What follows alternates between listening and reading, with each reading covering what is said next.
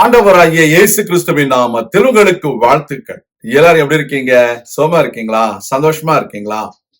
இந்த நாளிலும் ஆண்டவர் கொடுக்கிற ஆசீர்வாதமான வார்த்தை சங்கீதம் 28:8 Psalms 28:8. கர்த்தர் அவர்களுடைய பெலன், அவரே தாம் அபிஷேகம் பண்ணினவனுக்கு அரணான அடைக்கலமானவர். அருமையான தேவனுடைய பிள்ளைகளே, கர்த்தர் நம்முடைய பெலனாக இருக்கிறார்.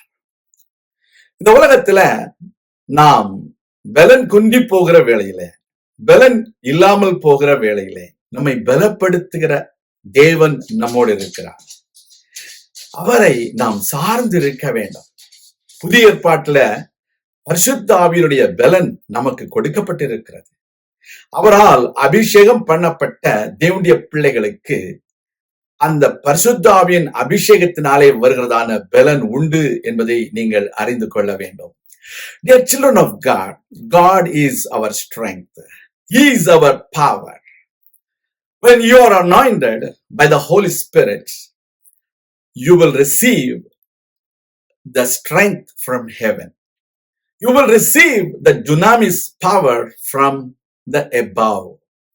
So you don't need to look for some external strength from somebody or from other sources. God has given you the strength. God strengthens you when you are weak. That is why the Lord God said to Paul, in your weakness, my grace is sufficient for you. In your weakness, my strength will prevail against your weakness. That is what God said. ஆண்டவருடைய பெலன் உங்களுக்கு உண்டு. அவர் உங்களை அபிஷேகம் பண்ணினால் அவரே உங்களுக்கு அடைக்கலமாக இருக்கிறார். He is the saving refuge for the anointed. If you are anointed by the Holy Spirit, our Lord God saves you from every trouble, from every weakness. He will help you to overcome every demonic forces by strengthening you by the Holy Spirit. The Holy Spirit will give you the power to break every mountains. So you don't need to worry about those things which come against you. You need to believe that God is your saving refuge. அவர் உங்களை ரட்சித்து பாதுகாக்கிறவர். எல்லா தீமைகளுக்கும் உங்களை விடுதலையாக்கி உங்களை பாதுகாக்கிறவர்.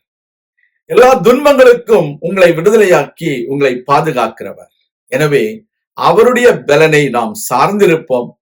அவருடைய பெலனில் நாம் நம்பி இருப்போம். அவர் நம்மை ஆசீர்வதிப்பார். நாம் ஜெபிக்கலாம். எங்கள் அன்பின் பரலோக பிதாவே, கர்த்தாவே, நீர் எங்கள் பெலன். நீரே எங்களுக்கு எப்பொழுதும் துணையாக இருந்து எங்களை ரட்சித்து எங்களை பாதுகாக்கிற அடைக்கலமாக இருக்கிறதற்காய் ஸ்தோத்திரம். நீரே எங்களை அடைக்கலம். நீரே எங்களுடைய கோட்டை. நீரே எங்கள் தேவன். நான் நம்பி இருக்கிறவர் நீர் ஆண்டவரே. உடைய கரங்களிலே உடைய பிள்ளைகளை ஒப்புக் கொடுக்கிறோம். ஆசீர்வதியும். இயேசு கிறிஸ்துவின் நாமத்தில் ஜெபிக்கிறோம் எங்கள் நல்ல பிதாவே.